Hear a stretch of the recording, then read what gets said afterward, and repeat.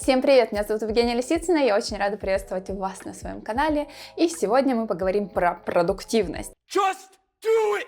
Да, все мы любим начинать с понедельника, все мы любим начинать со следующего месяца, со следующего года и так далее. Я абсолютно такой же человек, но сегодня хочу поделиться с вами своими лайфхаками, которые помогают мне, значит, несмотря на бездну прокрастинации, все равно рисовать, делать проекты, делать курсы, записывать видео и так далее, и так далее, и так далее. Всем кажется, что как будто я работаю там 24/7, но это только социальные сети так выглядят, на самом деле ничего подобного. И, собственно, с этим я к вам и пришла. Как оставаться продуктивным, но при этом чувствовать себя как человек. Собрались. Давай, соберемся. Вот, тема сегодняшнего нашего видео.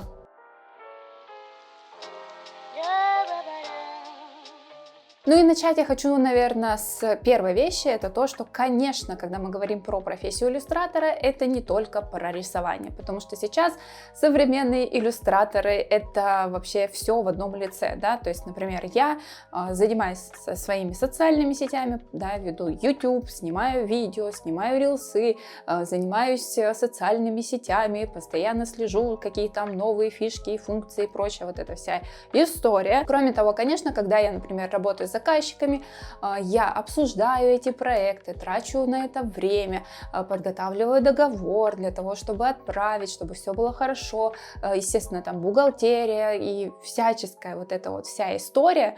То есть и понятно, что иллюстратор, который работает сам на себя, он не только иллюстратор, это не только про вдохновленное вот это состояние, когда ты сидишь и только и занимаешься тем, что рисуешь. Нет, ни в коем случае, это многозадачная история, собственно, поэтому я сегодня хочу с вами поговорить про все вот это, как это все умещать, так скажем, в одном человеке. Ну и второе, что мне хочется сказать, это то, что планирование, друзья мои, это прежде всего ориентир. Да? Потому что раньше, я помню, у меня был дикий стресс от того, что я не вкладывалась в какие-то планы, меня бесило вообще категорически, что мои планы менялись из-за каких-то внешних факторов, и только к своим 37 я поняла, что я не робот, да, я могу заболеть, есть куча факторов, которые вообще от меня ни в коем разе не зависят, будет сегодня интернет, не будет сегодня интернета, да, в том числе. Вот, поэтому, друзья мои, к плану мы относимся скорее как, во-первых, к ориентиру, во-вторых, к списку дел, которые нам нужно сделать, да, и если, например, сегодня я приболела, да, и не могу записывать видео на YouTube, а в плане стояло именно это, но на следующий день у меня, например, отрисовка стоковых иллюстраций, то понятно, что, скорее всего, я сяду и в постели буду рисовать иллюстрации, а может, вообще и не буду рисовать и перенесу это дело на следующую неделю, если я чувствую себя совсем плохо, потому что лучше хорошенько отдохнуть, лучше поправиться, чем пытаться вот в этом изнеможденном состоянии сидеть что-то рисовать, потому что понятно, что ничего не получится. А если что-то и получится, то это получится не самого хорошего качества. Поэтому, друзья мои, прежде всего, самый мой главный лайфхак вообще, давайте себе отдохнуть. И если вы болеете, значит, нужно поболеть. Это такой сигнальчик, что нужно остановиться, да? И немножко как бы, да, отдохнуть. Ну а теперь непосредственно к тому, как я организовываю свою, в том числе, жизнь, все свои вот эти дела, что мне помогает это делать. Во-первых, это наблюдение, да. Что я делаю? Я, собственно говоря, делаю то, что замеряю, сколько примерно времени у меня занимает та или иная работа.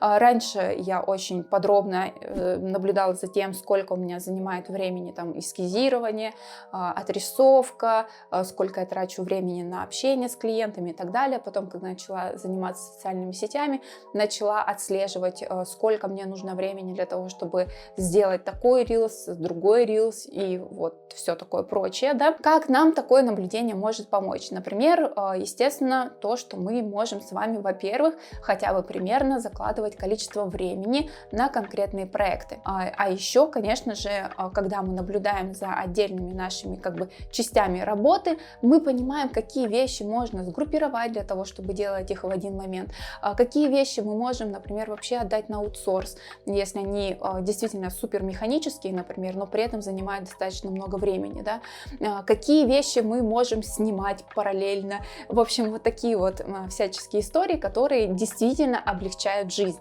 Если бы я не вела несколько проектов параллельно, ну, у меня бы не было, например, YouTube, или у меня бы не было нескольких, как бы, да, фриланс-проектов, опять же, параллельно.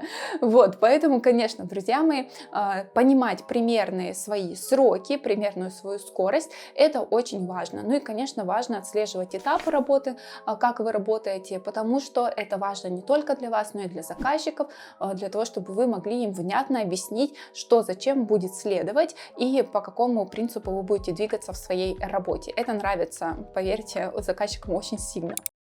Позвольте мне себя прервать и рассказать про то, что на сайте evgenialist.ru вы можете найти прекрасные векторные курсы по рисованию векторной иллюстрации на iPad и векторной иллюстрации на компьютере. И все эти курсы, они прекрасно подходят и для новичков, и для тех ребят, кто уже рисует, потому что там мы разбираем все самые популярные стили и техники рисования в векторе, в том числе, как рисовать вектор от руки. Ну а для ребят, которые уже рисуют, есть на сайте прекрасные воркшопчики, где мы выбираем какую-то конкретную тему, например, милых персонажей, и погружаемся в нее, и я рассказываю, как это все рисовать в технике объемного вектора. Ну и отдельно хочется сказать, чтобы вы подписались на мой телеграм-канал, потому что там вас ждут анонсы марафонов. Да, у нас даже есть марафоны. Купить эти марафоны можно только тогда, когда идет набор на следующий поток, и поэтому я говорю, подписывайтесь здесь на телеграм, чтобы такое не пропустить. Ну и еще, кстати, в конце не забудьте, пожалуйста, поставить лайк и подписаться на этот канал, если вдруг я забыла об этом сказать. Спасибо за внимание и возвращаемся к видео.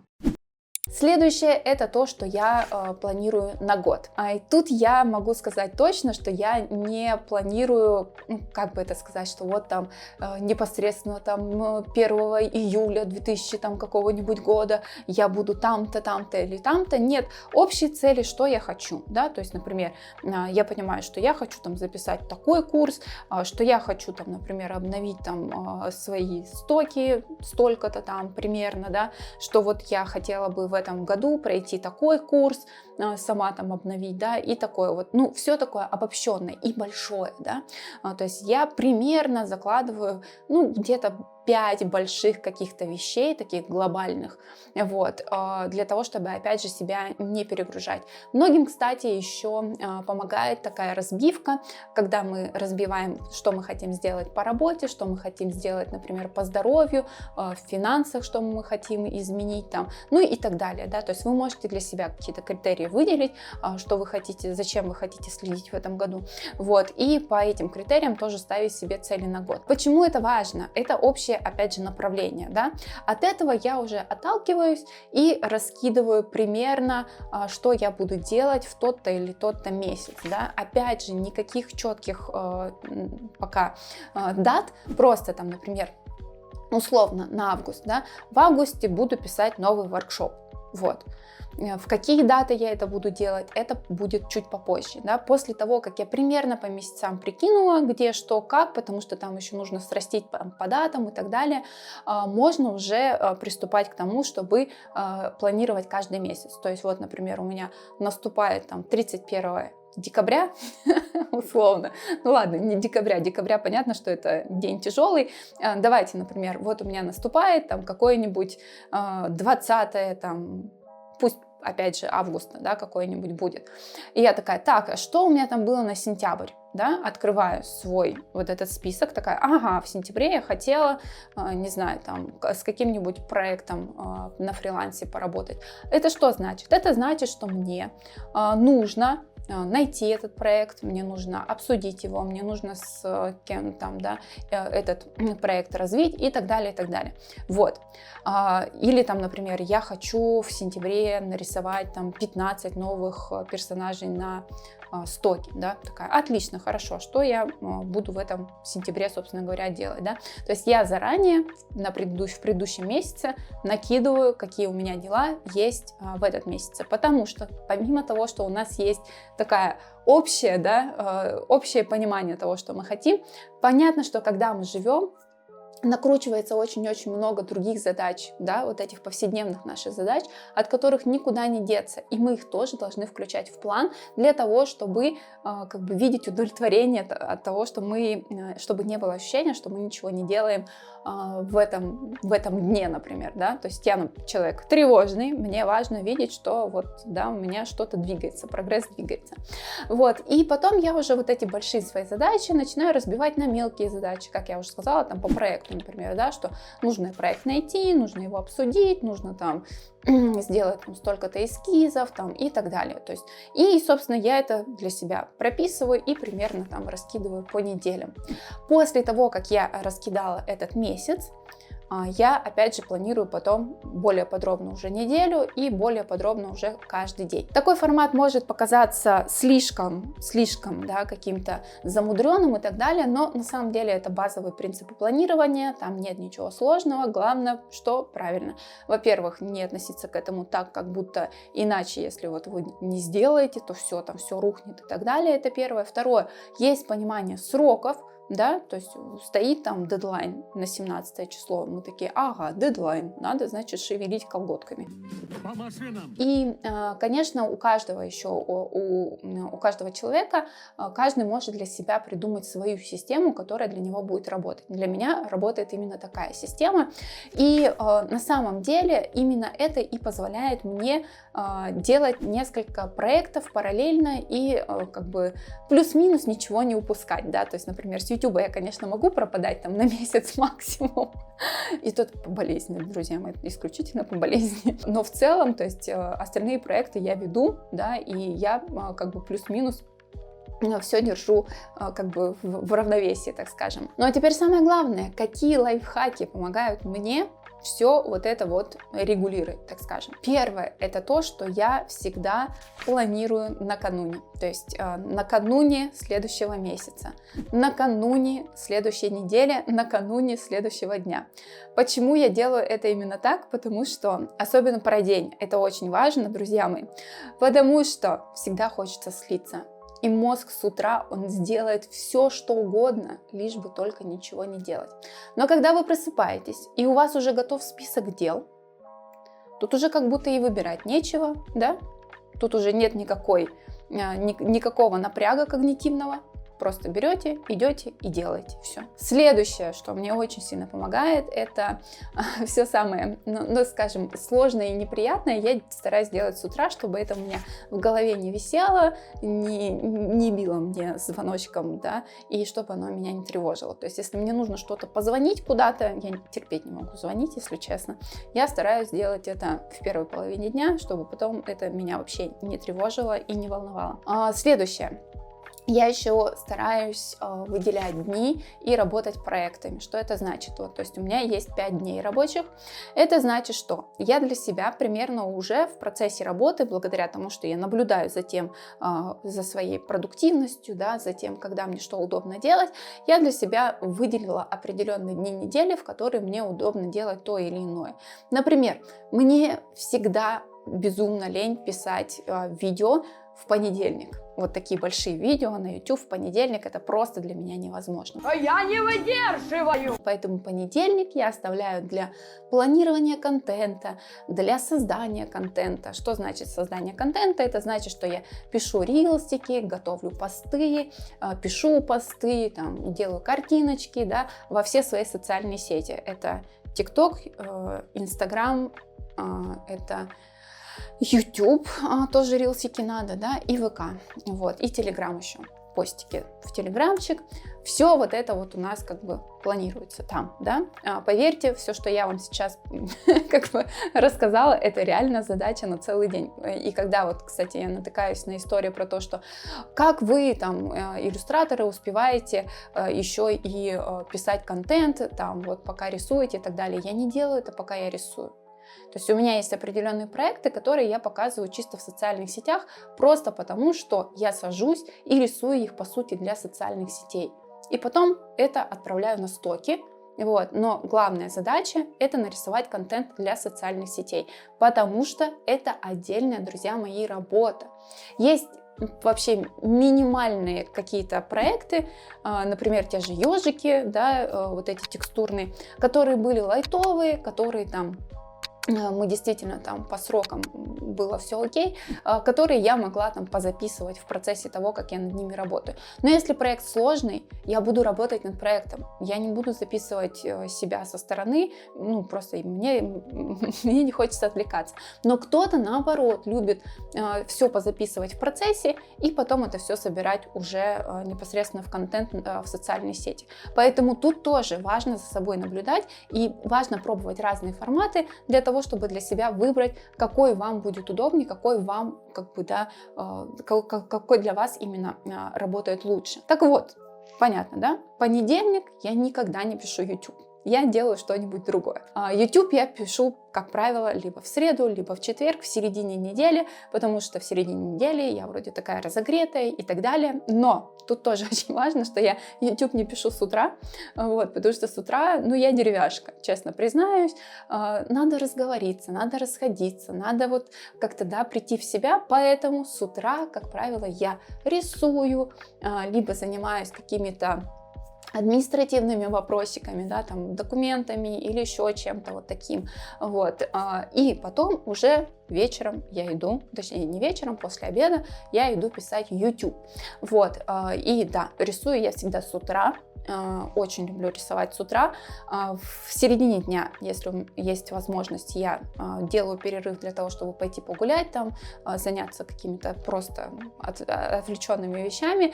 И вечером, если у меня есть настроение, то я могу еще порисовать уже под сериальчик, да, то есть с утра я делаю всю работу, которую нужно делать мозгами, то есть это придумывать персонажа, это продумывать его позы, то есть это когда не под сериальчик, а когда все выключается, и я полностью сосредоточена на проекте.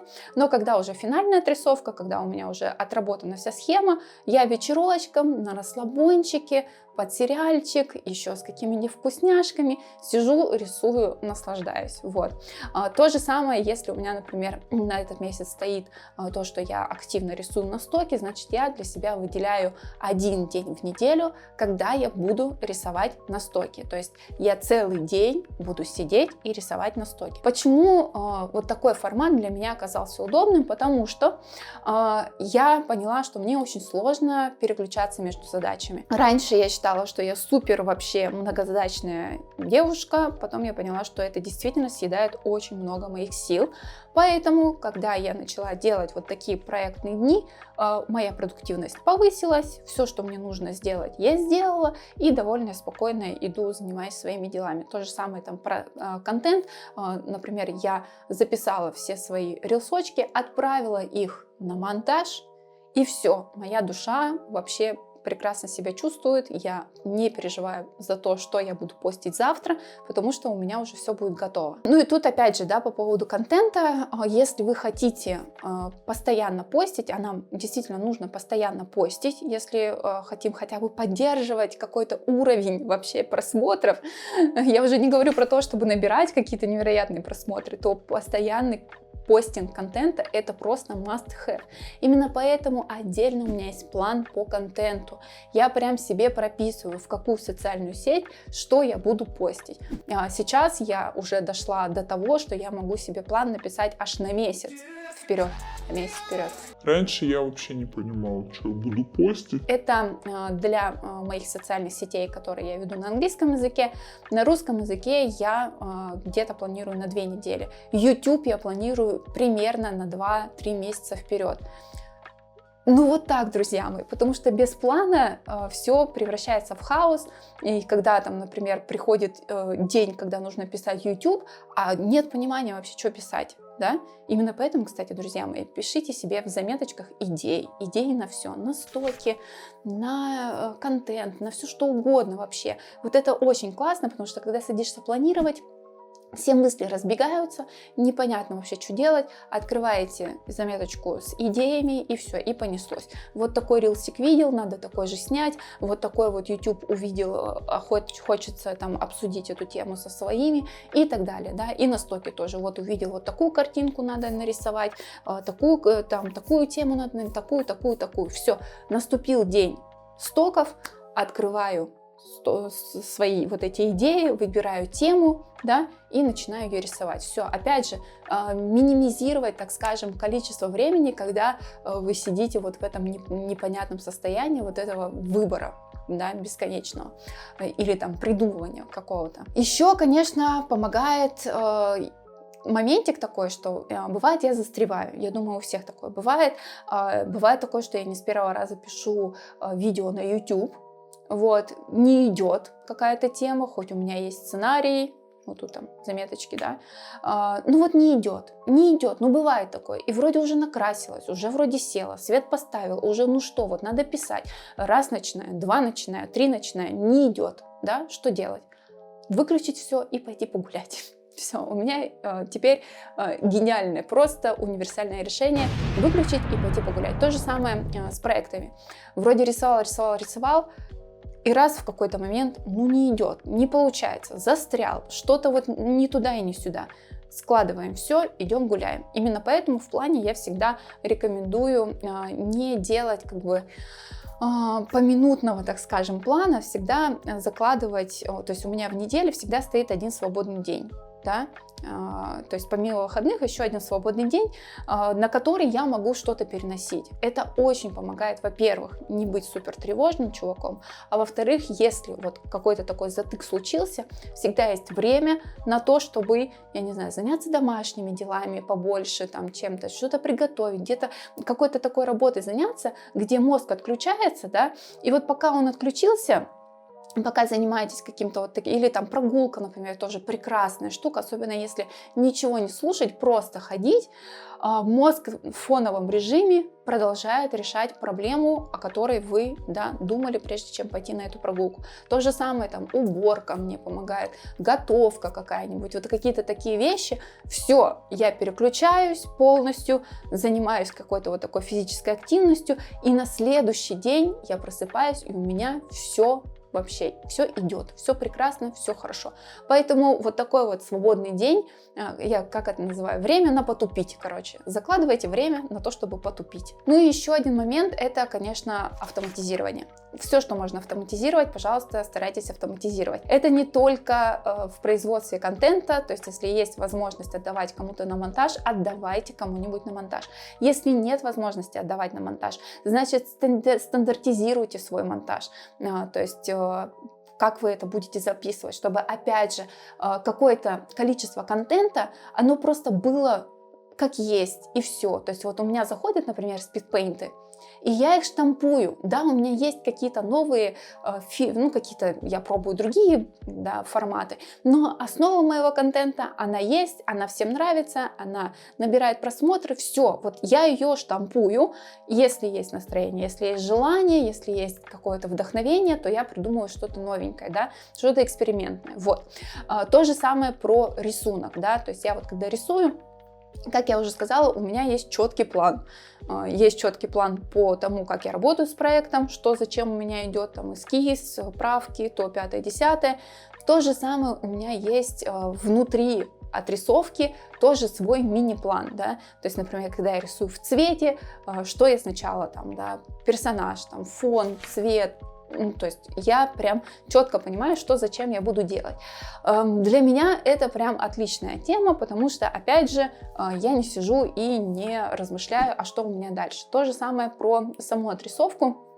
Если мне нужно рисовать супер быстро, супер продуктивно, то я тогда рисую вектор на компьютере, потому что там есть горячие клавиши, там есть сценарии различные, которые помогают оптимизировать работу, которые помогают делать ее намного быстрее, чем на iPad, например.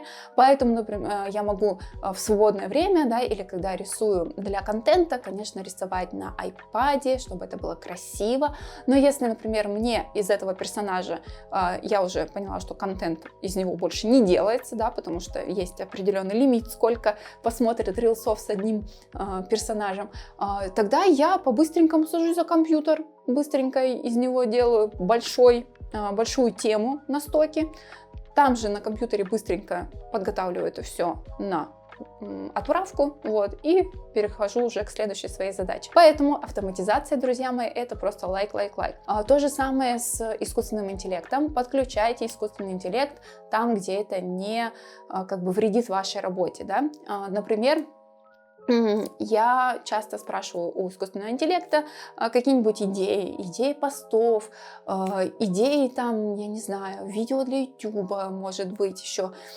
Также я очень часто сейчас стала пользоваться такой фишкой, что я надиктовываю посты, вот, и транскрибирую их. То есть мне надиктовать быстрее, чем писать это руками, вот, и потом я уже готовый текст просто правлю. Вот такая тоже фишка, да. Что еще искусственный интеллект? Искусственный интеллект мне помогает составлять различные списки, вот, которые я тоже потом правлю. К тому, что делает искусственный интеллект, я отношусь как к основе, не как к готовому чему-то, да, то есть, и да, я с ним работаю в плане информации, но все равно свои посты переписываю, все равно, короче, частями, да, какую-то информацию, и обязательно перепроверяйте информацию, которую искусственный интеллект вам как бы собирает, потому что, ну, врет парень, и как бы у меня бывали такие моменты, когда он просто мне придумывал художников каких-то, ссылки прикреплял к этим каким-то типа художникам, я такая, что?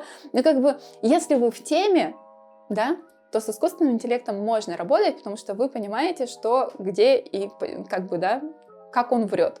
А если вы не в теме, то искусственный интеллект — это опасная вещь, потому что он выдумщик тот еще. Вот, поэтому, друзья мои, да, то, что можно, обязательно автоматизируйте, это действительно очень сильно помогает, в том числе и рисовать быстрее, и держать как бы все вот эти проекты на плаву. Ну что, это, наверное, все мои лайфхаки по планированию и ведению нескольких, так скажем, проектов вместе. Не совсем про продуктивность, конечно, получилось, или про продуктивность, я не знаю, напишите, кстати, ответила я на тему этого видео или нет, и, кстати, делитесь вашими лайфхаками, как вы умудряетесь в это безумное, бешеное время успевать все или не успеваете все. Это тоже, кстати, нормально.